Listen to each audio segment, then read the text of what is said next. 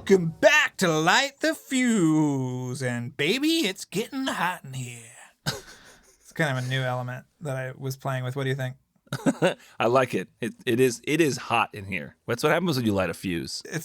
Fuses are hot. Have you watched MacGruber yet, Charles? I did watch MacGruber. Yes. There is a Mission Impossible reference. Yeah, there is. I think he says this might not be Mission Impossible, but it's Mission Pretty Darn Hard or something. Yeah. Yeah. Yep. Love to see it out there. You know, just any Mission Impossible reference. We'll take it. Yes. We will take it.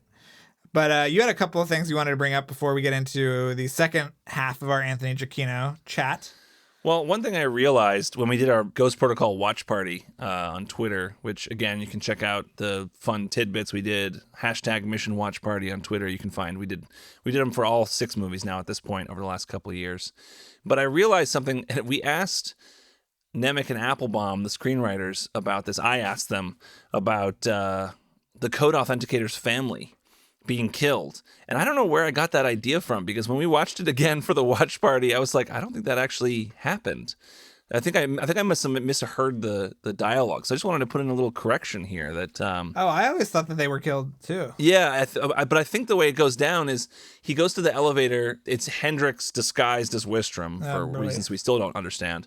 But he goes to the elevator with the code authenticator, and then he says, "Please release my family." And then he calls and he says, "Release." On the phone call, he says, "Release his family," and then he says something like, "Thank God." And then Hendrix points the gun at him and says, "You can thank him yourself," and shoots him. So I don't know where we got the implication that the family died. Maybe we were thinking that they died, so he was saying, like, you're going to be back with your family, like, because you're dead. Yeah, that's what I think we misinterpreted as. But this time when I heard it, I was like, oh, I think they did release the wife and kid, but then killed him. Yeah. I think is what happened. So anyway, I just wanted to clarify that because I clarified it for myself. At least that's what I think happened there. So just a little something to discuss, to chew on there, if you will. Yeah, that's interesting. I guess. I don't know. You tell us if it's interesting, I guess. And someone else also in the watch party, we brought up the Hendrix mask thing, and they kind of brought up a similar defense to it, a similar explanation to what McCory told us as well, which was that, Hendrix would know if it was Hendrix there, he could have been taken, but since he disguised himself as Wistrom, he knew they wouldn't kill him. Does that make any sense to you? Yeah, that's basically what McCory said as well when he gave his explanation to us. Every person we ask about this, I feel like, is very caught off guard and does not have they don't have a response locked and loaded. No, but McCory came up with that response, and it works. Yes, he is. I mean, basically, Brad Bird threatened to throw us out of his house if we continue with that line of questioning. But everybody else has been amenable to it. I don't think it went that far. No. I think he was okay with the question. No. It's such a silly moment. So, of course, we have to become obsessed with it. Yes. We adore the movie, of course. We love it so much. Yeah. It's just kind of like, huh? What? Anyway, what else? Anything else on your agenda? That's it. Let's get into this. All right. Well, hold on. Let's not get into it because I've got to get. Okay. Hold on. I just want to tell everyone that this episode is brought to you by Jeremy Dillon and his podcast, My Favorite Album, where he interviews all sorts of creative people about the music they love and how it's influenced them in their work. You and I have been, although it is questionable how creative we are, we were interviewed on his show, and we're scheduled to record another interview soon. How's your top 10 list looking, by the way? It's getting there. I've almost seen all the movies. Okay. How about you? Yeah, mine's fucking finalized. Wow. Yeah.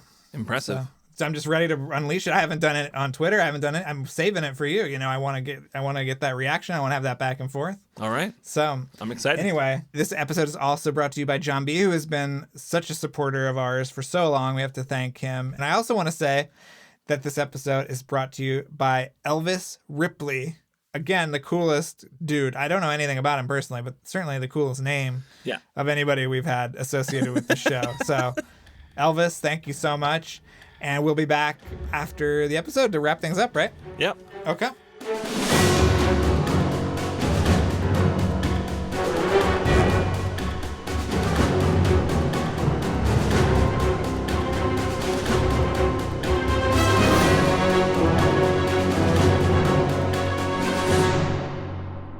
So I imagine you were friendly with Bird from your brother, working on several projects with him. What was that like, kind of watching him blossom as a live action filmmaker? Right. I mean, it was a lot of fun because he's a fun guy, Yes. So he will, as you see, in some of the stuff, he just made jokes, right? On camera, he was always, if available, right? I mean, he wasn't sort of, intensely sort of involved in a particular scene, to talk with me. He was not like, I'll be in my quarters, you know what I mean? Sometimes he would, go to his trailer, but, he was eating lunch with everybody. I mean, he's sort of just an accessible person, I think, and someone that you don't feel like afraid to talk to. I remember he said, when I don't remember what device it was. There was some kind of device that was being used in the movie, and he's like, and I remember Chris Peck showing him so I made two of them. I made this one, for you, and there's this version A and version B. And I remember, Brad Lucky's like, well, I think, I don't know. Can you put that on top of that and make it a version C? And then he kind of was telling me that he sometimes feels that he's sort of always coming in wants version C, the one that doesn't exist. And he's constantly sort of explaining things. But, I think he says in the pieces that I did, that he was, he sort of is also all in. He talked about, if he had his favorite television shows that he would watch as a kid, that he would not only watch them, but he would dress as the characters in those TV shows were dressing. So he, I think, loves getting lost in, those different worlds, and it was very involved. I think that example of saying that he picked, he wanted version 3 kind of shows how hands-on, right, he was. Because you could also just imagine to say, okay, I'll take that one, right? But yeah, so it was really, really great seeing that. Yeah. Just to jump ahead for a minute, and you just won an Oscar, which we are so thrilled and congratulate you for that. But I think my favorite thing that you've done is this crazy documentary about the Iron Giant that was released on a Blu-ray a few years later, which is just beautifully done, all sort of voiceover, a lot of perspective from Brad.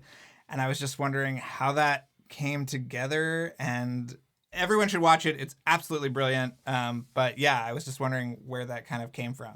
So thank you for that. And that is, one of the favorite projects of mine, that I worked on. Well, I mean, it came out of, the fact that I worked on the Mission Impossible, material.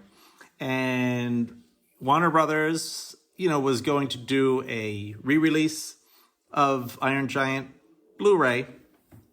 They were going to include 2 scenes that had not been animated, originally, that they didn't have the money for back then when it came out. They were going to, so you were going to see 2 new scenes in there. So, but they also wanted an origin story of how did this film come to be? And I sort of did it the same way. In that I was like, I'm not going to sit down and interview people. I don't want to do that. Let me just talk with them. And then we'll see what we can, find archival wise. And so that the going out and finding that material, it was just tracking down people who were on the crew and what did you have? Did you have anything? Because this is still in the era before widespread, people would have, their phone, just none of that existed back then. And then it took a trip to the salt mines, and I don't know if did you see that? There was that piece, the salt mines there, where in Kansas, where all of the movie studios keep stuff down there, 600 feet below ground. There's everything from original scores to artwork, and everything, scripts, everything in between. And we went there to see what could we find from the Iron Giant, and many, many, many of the original drawings were there. But also what we located there. And it was really, and it's kind of crazy if you think about it, because if you've seen that piece, you could just see there are thousands and thousands of boxes, right? But each, like, studios kind of have their own little caves. And I'm not kidding when I'm saying like they're caves, like these are rooms carved out of the salt, right? So there's no like real structure, like they carve out a room, you know what I mean? Is there storage space there? And we just walked up and down the aisles, up and down, like looking for Iron Giant, because there were, they did have the, because you had to request, specific things, and it had to go back to Warner Brothers, and then Warner Brothers had to say, okay, let the salt mines know that it's okay. And we were just there, we're like, let's see if we can find something. And we shockingly, I found a box, like, you know what I mean? It was Iron Giant. There were videotapes in there. There was like original animatic, stuff in there. There were the, they recorded, and these are all on VHS tape. They recorded the voiceover sessions with the actors. That was there. I mean, it was an incredible find. And then it was, so that was the archival material, and it was kind of cool. I just thought it would be really interesting to see the making of it through the animatics, and just talk about how that was kind of this new thing, right? That an artist who was at Pixar now, Andy Jimenez, right, had kind of like invented, right, from software off the shelf, as Brad says, right? And then, I think, I mean, people sort of had, I think they kind of have a general sense of that film and how it was made, and, and how when it came out, it didn't do well, to say the least, right? But I found out, like, sort of just, during, the process of doing that, about Brad's sister.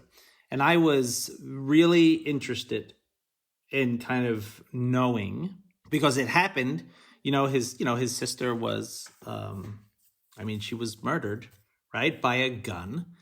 And that happened in, the couple years before, he got involved in Iron Giant. And I was just curious of looking at that, that idea that he came up with what if a gun, right, was, what if a gun had a soul and didn't want to be a gun, right? And I knew pretty early on that I wanted to talk about it, but it was like one of the last things I talked to him about.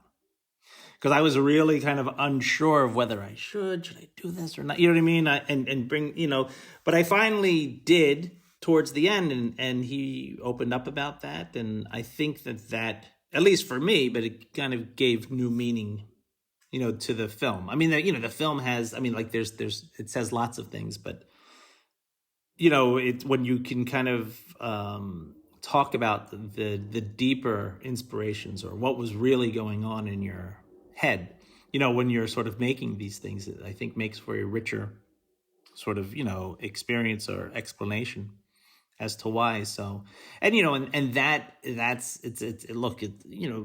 violence and non-violence and, sort of the reasons for violence. These are also just things that interest me, or how far, do you go, right, to either try to stop something or to push something. Yeah, like, I think that there's like a common, I mean, in some ways there are some similarities, or I should say maybe connections thematically between like The Giant's Dream and Colette, for example, about sort of an individual. And of course, Colette, I mean, individual, like, there were obviously lots of people sort of, in terms of resistance, and Brad had his, I'm not saying that they were like in the French Resistance, but this idea that a small group going up against a bigger force would be Warner Brothers, right? And these animators who sort of like had this idea that they wanted to do, but were constantly kind of fighting for it, right? I mean, if you understand what I'm saying, like thematically, like sort of like the small person against the bigger power is something that interest me. And I think that was also in the Came in 28 that I did that Brad, saw that he sort of liked that. It was that, again, this sort of a small group of people who sort of wanted to take a stand against something. So I know you didn't ask me if there were the similarities are, but I have thought about that. I really have thought about that. And I would say that, Brad also was, I mean, when Colette was nominated, the thing that I wasn't just thinking about because it sort of feels like all positive, right? It's like, is then now all of a sudden, people, maybe they don't like your movie. Maybe they don't like your movie. And they'll print that they don't like it. And there was, you know what I mean? So I wasn't thinking about that. And I was, and there was something in the LA Times that someone wrote that I've probably suppressed it. You know what I mean? Which I thought was unfair about Colette. And then I just remember I emailed Brad with saying, wow, Anton Ego, I really understand him now. At the end of Ratatouille, where he's talking about how a critic's job is easy, right? Because they sort of can offer up stuff without really risking anything, but the people, so, and he just wrote me back a very nice note, just saying, oh, just keep your head down. Don't even bother with, what I mean? Don't even read this stuff. He says that's why you have friends and colleagues to kind of look at your work, don't worry about it, was his thing. But for a couple of days, that kind of really was God, why would he write that?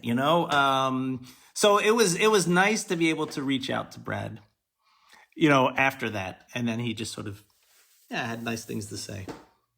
And who did the illustrations for your piece? Was it Teddy Newton? Teddy Newton. Yes. Teddy Newton did those things in The Giant's Dream, which was a lot of fun.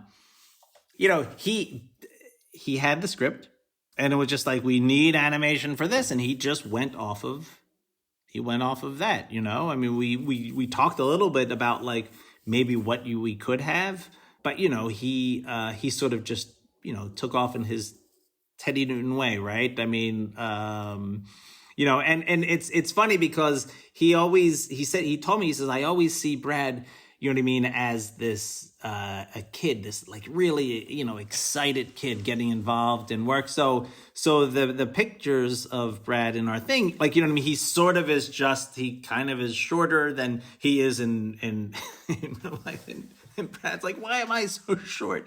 In these things. And Teddy was it's not you, it's sort of, that's your youthful, childlike, wonderment coming through of why we're doing it. But it was just really funny to kind of, just to sort of hear that discussion, happening. Teddy Newton has a Ghost Protocol connection too. Let me see. What would it be? I mean, I feel like I should. Well, I think Teddy always does something for Brad, right? Charles, you want to tell? But he's actually in the movie as well. Oh, wait, is his voice one of the? Right? His voice is. He does the whole message, the mission message. Yes, the mission. Yes, yep, yeah. I remember that now. Yeah. Oh yeah. That's sort of as Yeah, that's a great thing. I mean, they met on Iron Giant, right? And it's just gone on, since then. So you won the Oscar for Colette, which was amazing to see. We started talking to you before you got nominated, and then you got nominated, and then you were very busy, and we're very happy to finally get you to sit down and talk with us. Thank you, for taking the time. How did Colette come about? Yeah, Colette came about. It has a very a non-traditional origin, I would say, in that, I don't know if you are familiar with the game Medal of Honor from Electronic Arts, but from the original one back, it was, I guess, DreamWorks, right? Did a video game after Steven Spielberg did Saving Private Ryan. It was rated R. And he was not able to, obviously, he was interested in kids being able to see this because he felt that it had things to say that, a message that he wanted young people to see. And so then, he was talking about making a World War II game, where he knew kids would be playing that, but maybe they could learn something about the war. So that sort of is like the really like Cliff Notes version of, the beginning of Medal of Honor. It came out of this idea of being able to offer more than just a game, but a chance to learn something. So, and Peter Hirschman, who was the producer of that game, I had asked, because my brother Michael had done the music to that game, Medal of Honor. And I had helped sort of secure some footage for some of the small documentaries that they were doing there to add historical context. So that was back then, 97 or so, or 98. And then in 2016, Peter contacted me and said, hey, we are reviving the franchise. We're going back to the origins. We're going to do a World War II story. And we want to stay true to that idea that people would be able to learn through this. Do you want to work on some documentaries about, the war? And we can kind of talk about what it's like, but there was no real plan. But he says, but it really should involve veterans, World War II veterans. So I was like, okay, yeah, let's think about it. And then what slowly evolved was I hooked up with this really interesting organization called Honor Flight Long Island. And basically an Honor Flight is like it's a national sort of organization where they would bring World War II veterans to Washington, D.C. to see the World War II memorial.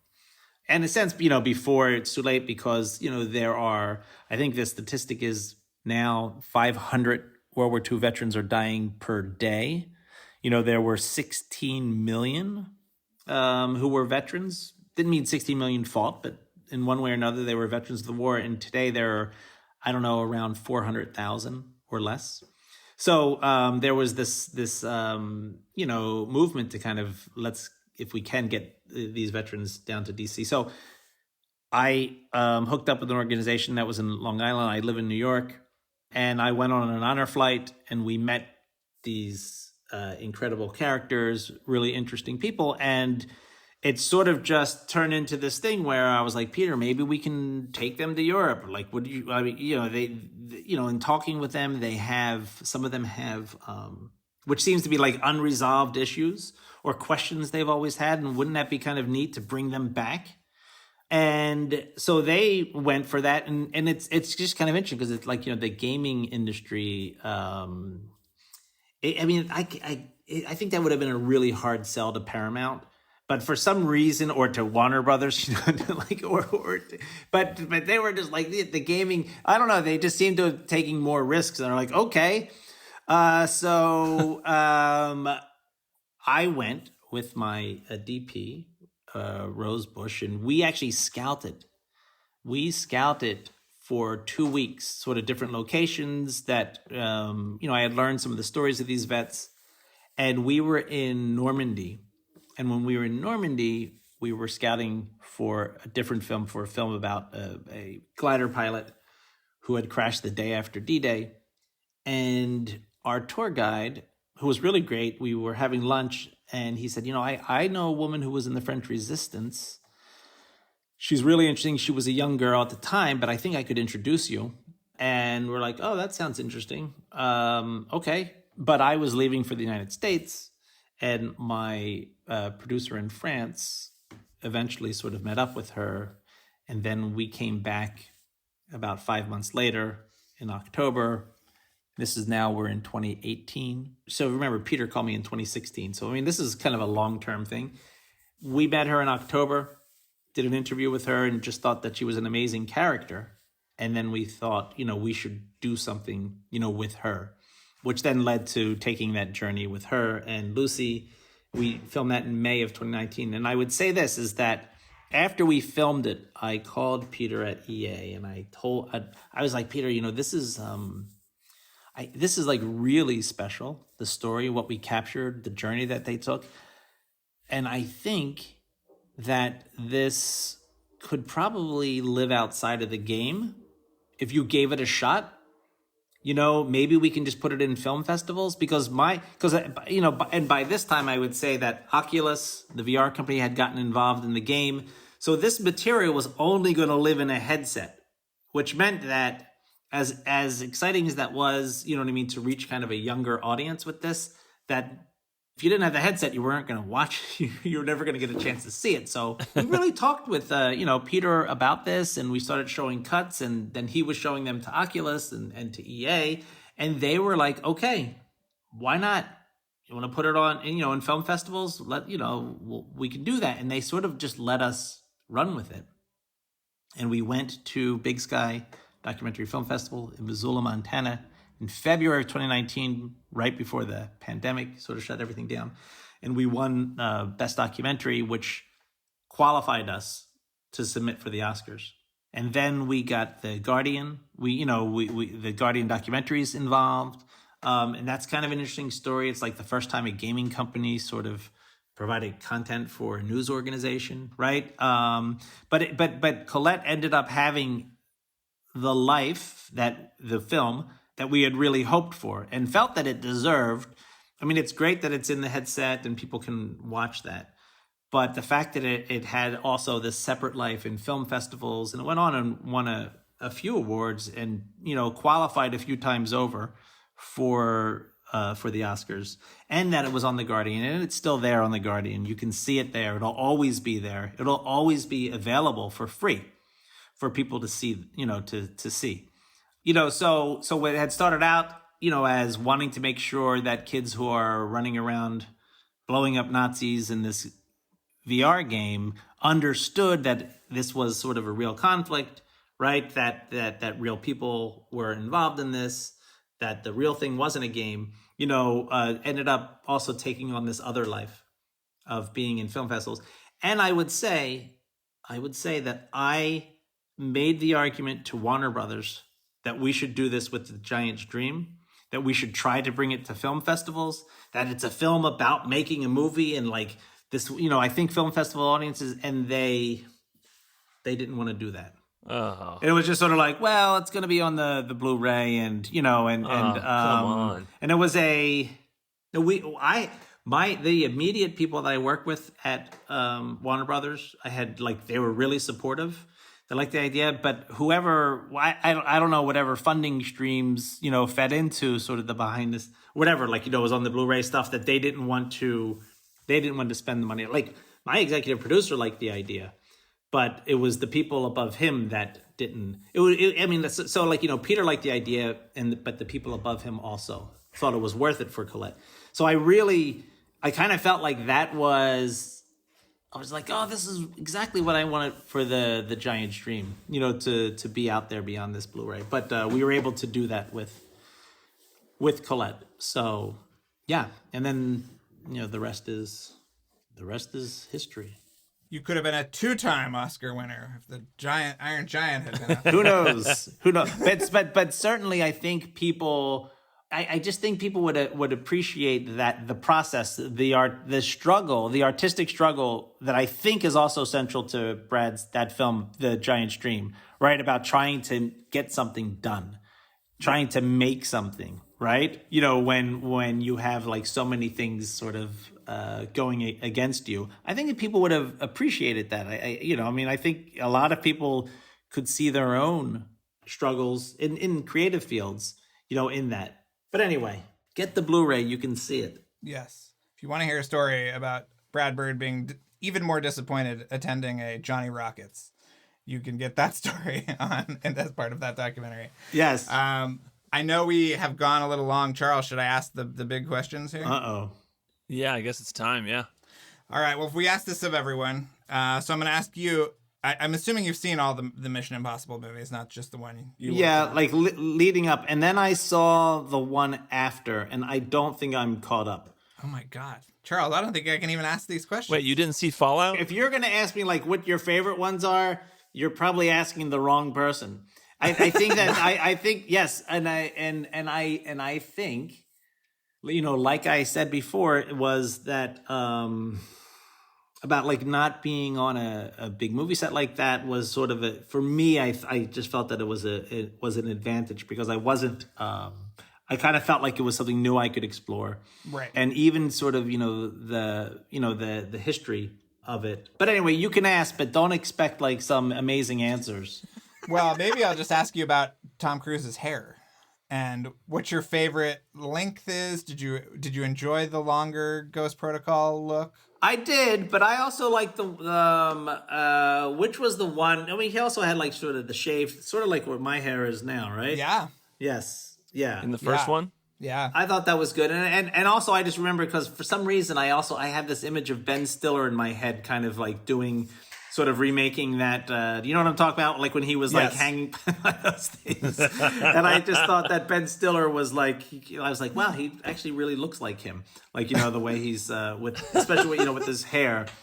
So yeah, but I mean, you can ask, but I'm not gonna. You'll be disappointed. It's fine. It's well, fine. Are there any other like Tom Cruise stories you remember from set then, from just for one last Mission Impossible anecdote?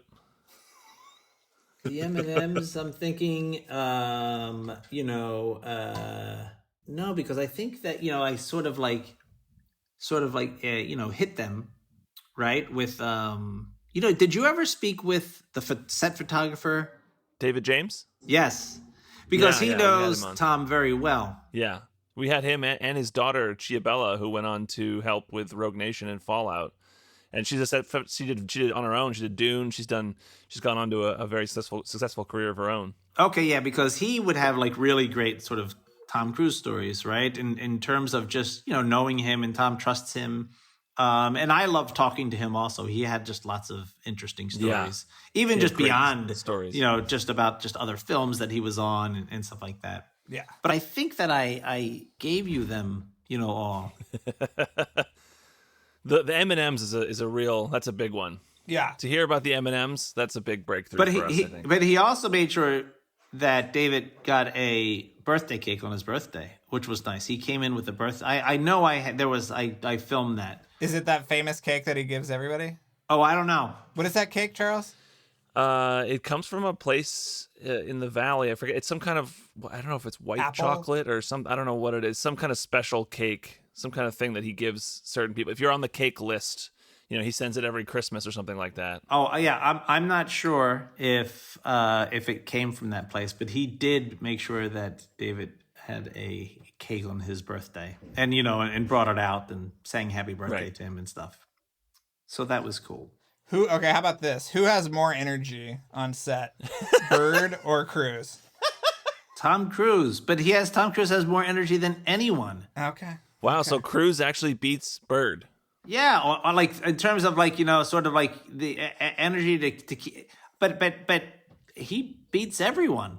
Yeah, I guess that's not a surprise. Yeah, when you see Bird, I thought maybe it would be a closer battle, but you're just saying hands down it's Cruise. No second thoughts at all. Yeah, nothing against Brad. I mean, this is just the reality. I mean, he's ahead of me. I mean, he's ahead of, you know, yeah.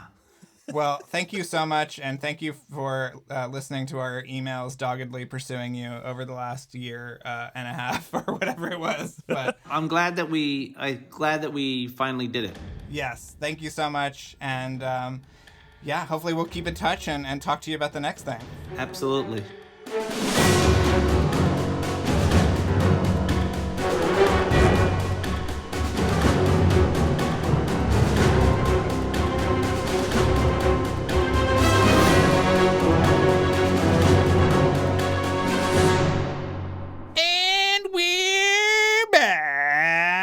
Charles, how you doing?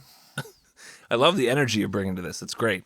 I'm trying to just, you know, it's in the middle of the afternoon. This is usually about the time I start breaking out a snack. So I'm just trying to keep it up and keep it going. You got the snack crazies. I do. I see goldfish in my future, so I'm just trying to get there. You know what I mean? I'm excited for you and your goldfish. Thank you. But this was great. This was great. Yeah, he's great. We were so excited to have him on. That Iron Giant making of documentary that he did is really great. So definitely want to plug that. People should check it out. Yes, it's called, I think, The Giant's Dream. It's such an amazing, systematic, and very personal look at like a movie failing. Yes. And knowing how the movie fails and that whole monologue Brad Bird gives about he went to Johnny Rockets and there were supposed to be posters and there weren't posters and like all this stuff. It's so great and such an amazing movie. It's been a while since I watched it. Does it also get into Brad Bird's sister in the documentary? Yeah, it does. I mean, that's pretty heavy stuff. I mean, I guess now that I think about it, I think that's where I found out about that. I don't think I knew that until I saw the documentary. Yeah.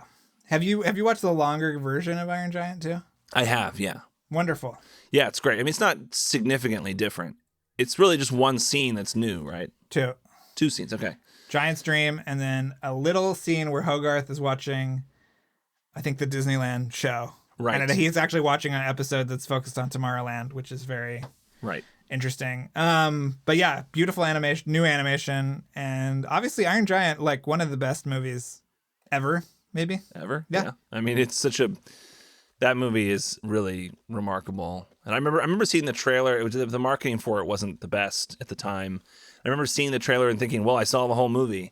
So if you ever had that feeling and you never watched the movie, then you made a mistake, because you should definitely see it, because it is so moving, and knowing the story behind it for Brad Bird and why he, was inspired to make it and stuff. It's beautiful, and everyone should see it for sure. Yep. And also check out Anthony's Oscar-winning short, Colette, which is really moving and in another way. And it's a really incredible piece of work, which obviously he justifiably, deservedly won the Oscar for. So we'll put those links in our show notes. And you can access those at our website, lightthefusepodcast.com, in the episode guide. Look up this episode and check out our show notes for all the other episodes. There's a lot of great stuff in there. What else can people do on the website, Charles? People can check out the merch section, which will link you to the TeePublic page, where you can buy a shirt or a mask or a magnet or a sticker or a pin, all kinds of good stuff. Computer cases, iPhone cases, all kinds of good stuff. You should get that stuff. Support the show. It would be really helpful to us. And what else, Drew? Well, I think people should sign up for our Patreon. I'm just going to say that. Maybe I'm out of line, but I'm just going to say sign up for our Patreon, patreon.com/lightthefuse. There's several different tiers, and you can kind of choose your level of involvement and your price point, and we would love to have you. Our IMF family is growing every day. Yeah. And so if you think that nobody else cares about these movies as much as you do, I can tell you that you are wrong, because there are people from all over the world that we've met. It's such a wonderful community. We are obviously so excited to hopefully do things in person once again next year, God willing. So sign up. So, because you're going to be on the front line, you're going to get all the new episodes every week. We do a bonus episode every week. We do monthly Skype chats. Anytime there's breaking news, that's where we go. If there's anything that changes about the show or events that we are looking to do, that'll be the first place we go. Yeah. So please do it. That is like up to the minute reactions to the latest news and everything. That's where we do the up to the day of, some news breaks. We're reacting and talking there and releasing bonus episodes there. And also, we did at the end of this interview, we mentioned the cake. Yes. And we just recently did a Patreon episode where I surprised Drew with a slice of the cake from Doan's Bakery in Woodland Hills that Tom Cruise sends out to everybody. He didn't send it to us, unfortunately, but we will one day. We sought it out. We got it. We brought it home. We ate it. You can hear us in the episode eating the cake for the first time, and our immediate reaction. It's wonderful. Yes, and also please follow us on social media at LightTheFuse-Pod on Twitter and Instagram, and we also post a lot of stuff there. And 2022 is going to be a huge year for us with Top Gun Maverick as well as Mission Impossible 7. So I think this is the time when you want to do it. We're going to have an awesome year, I think, and we have so many surprises that we're working on. So we appreciate your listenership. Think about the Patreon and stay tuned for more great stuff.